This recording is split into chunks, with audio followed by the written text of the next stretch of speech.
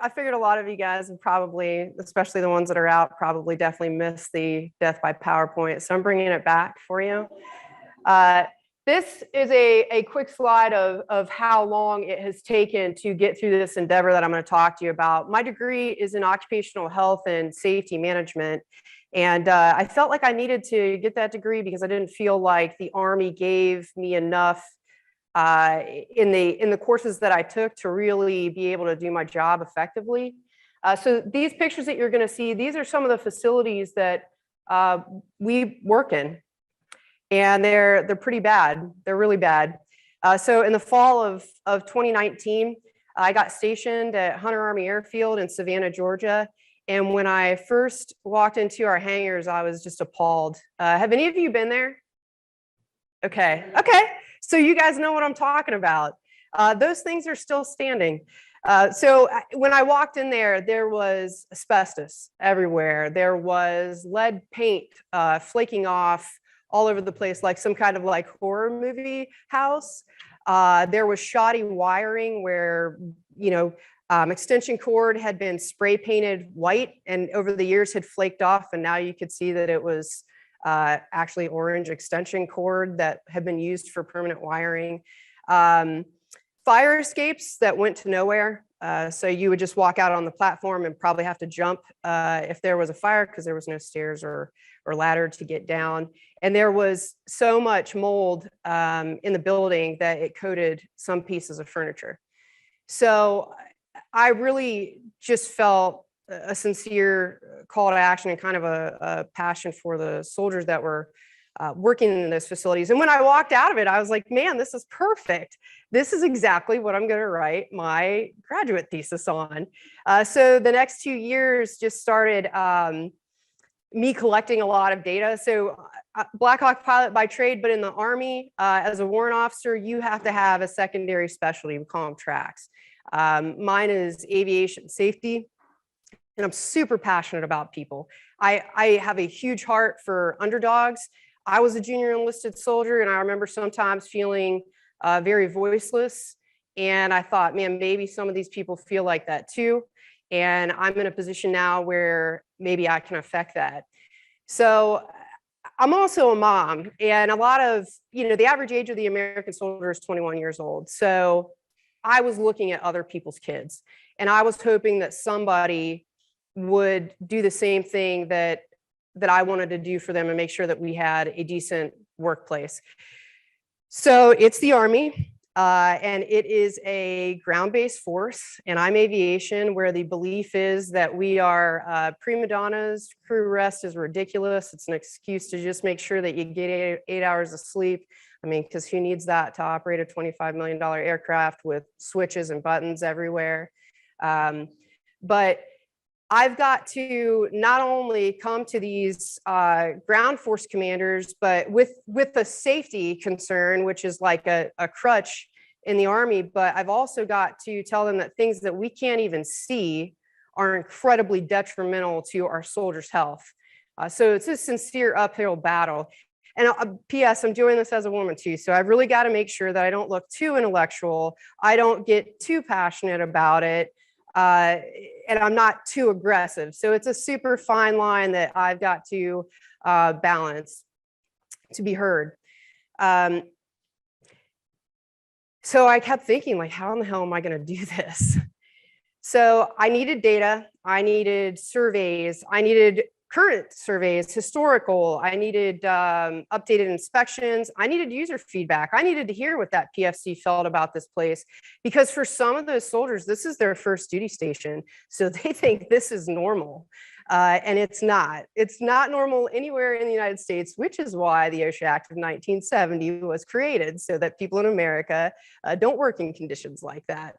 I needed those numbers and credentialed professionals to bring the problem to the forefront. I needed more people than just me to say, hey, this is a problem. And when you have a situation like that that's been existing for over 3 decades, people get used to the dysfunction and they get concerned about why you want to change it. And do you know how much that's going to cost? And what are we going to do with those people and all the other logistical nightmares that come along with it? But the bottom line was we needed to change it. So I pulled as much data as I could find. I got all of the key stakeholders involved, DPW, the engineers, industrial hygiene, fire, our asbestos inspector, and everybody agreed after a couple months that the situation was pretty egregiously bad. One hangar costs anywhere from $62 to $75 million. And that's close to what our annual budget is to suffice 2 bases. We needed 4 of those. So it didn't matter who I talked to. It didn't matter what rank they were. Everything seemed pretty hopeless. I got a lot of good luck with that. And that's cool. I'm glad you're passionate about that. And I just felt like, man, you don't know me. Oh, man, but you're about to learn today. So I've heard no a lot in my life. And the only thing that it has taught me is that I asked the wrong person. So you got to get to yes, man. You got to get to yes. And when that yes is hinging on the well-being of your soldiers' health and well-being and their families, when they come home with that dirty uniform on and they pick their kid up, you got to get to yes. And so I had to pull out a lot of stops. I wrote a white paper. I wrote my thesis, and it was 43 pages long, and a lot of graphs, a lot of historical data, and a lot of current data, and sent that out to all the key stakeholders. I took pictures of everything that was wrong and cited every single federal code that we were in violation of. That was a 38-page PowerPoint presentation that I spared you guys because I couldn't send it by email.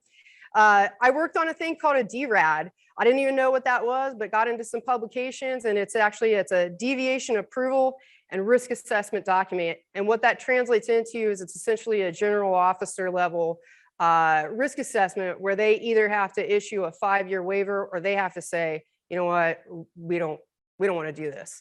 And I knew that it was going to have to go all the way up through all the stars to get to the Secretary of the Army. So once I did that, I had to combat a lot of myths and miseducation, even to professionals, about OSHA. There was definitely a misconception about the OSHA military clause. And I don't know if you guys have ever heard of that, but essentially what it says is that if you're operating in the military in an occupation that does not exist in the civilian world, then OSHA can be a little bit more lenient. And they took that as OSHA doesn't apply to soldiers. So in like EOD, hey man, we're doing the best we can, but there's not a civilian equivalent for that. Working on Army aircraft, there is. So we need to abide by that.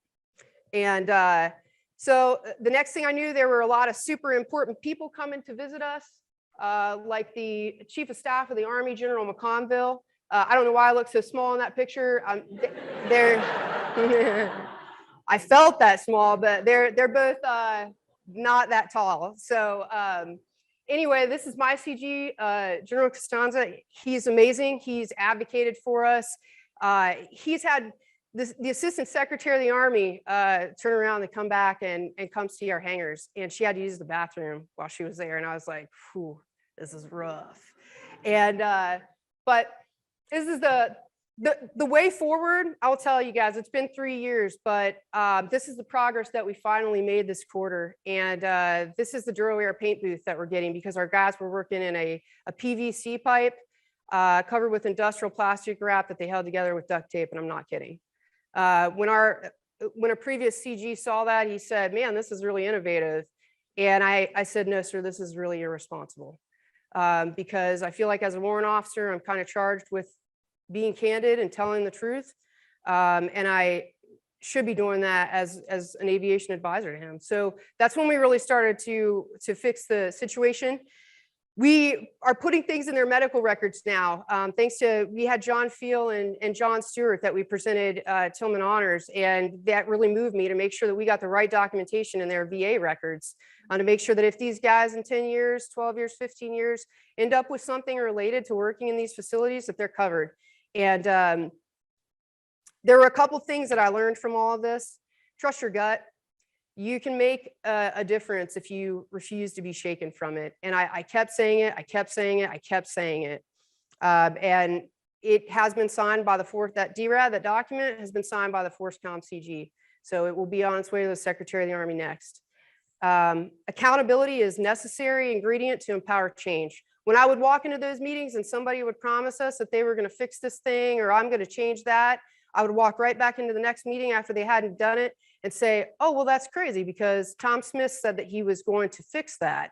And they'd be like, Chief, Tom Smith's right here. And I said, I know. I'm aware of who he is. I just felt like if we said his name, maybe that would hold some accountability to it. So the next meeting, I don't have to say his name again. And that worked. And you know what? That's not the real guy's name, but that real guy and I are thick as thieves now. We're super tight. Education makes all the difference. Never stop learning. People listen to me because I had a degree to back it up. So make sure that it matters. Use your powers for good. There's some powerful people in here, man. I mean, some of you, it's incredible what you're capable of doing. And I feel like I'm in a room full of like superheroes all the time when I'm with you.